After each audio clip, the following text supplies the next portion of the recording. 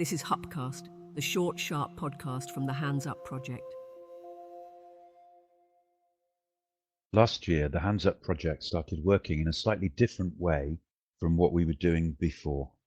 Instead of just working with UN schools, we began connecting to large groups of children in the governmental schools administered by the Ministry of Education in Gaza.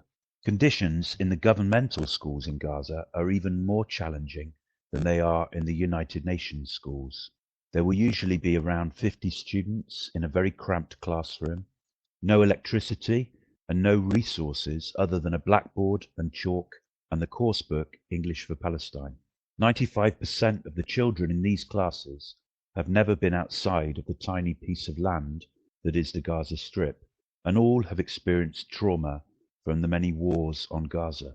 But by supplying a relatively cheap chargeable projector, we found that we could connect the children in these classes to remote volunteers in other countries, and that this could provide a very positive opportunity for these children, not only to practice the English they were learning in motivating ways, but also to help to build their self-esteem and confidence and help them feel more connected to the world.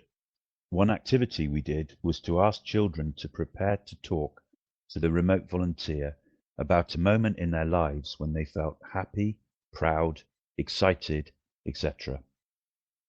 Here's Tala, a 13-year-old girl in one of these classes, telling me in front of the whole class about how she managed to memorize the Quran.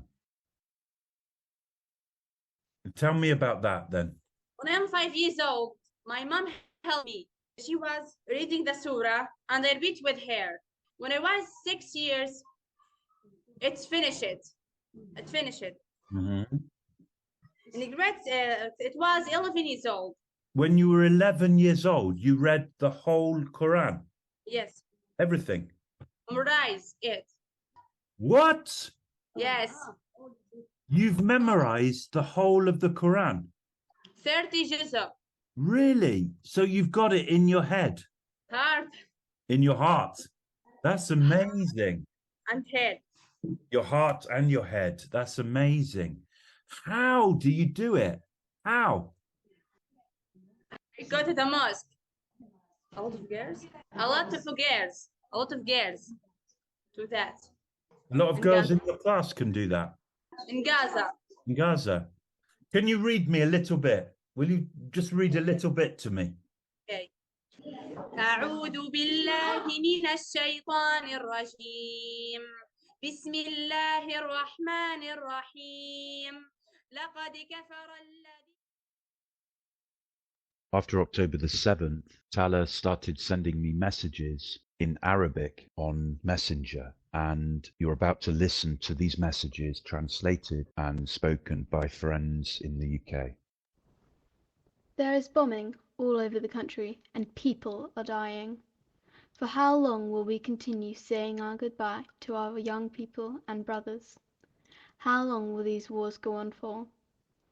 The only reason we are able to put up with this is because we are in the right, and if you are right, you are not afraid. I am surprised by the countries which call us terrorists and do not support our cause. I wish all governments know we are in the right. I wish I could speak more, but I can't even begin to say it. I am so happy to see the pictures of people demonstrating. Despite the destruction, terror, and killing which we are witnessing, somehow I feel victory, inshallah, is near me, and this makes me happy. Is it possible one day we can pray in our Al-Aqsa mosque? I pray to God this day will come. Please tell the world about our plight and about our suffering. Share the photos of our children and young people. The situation is difficult, but waiting for death is even harder. We trust in God. God promised us victory.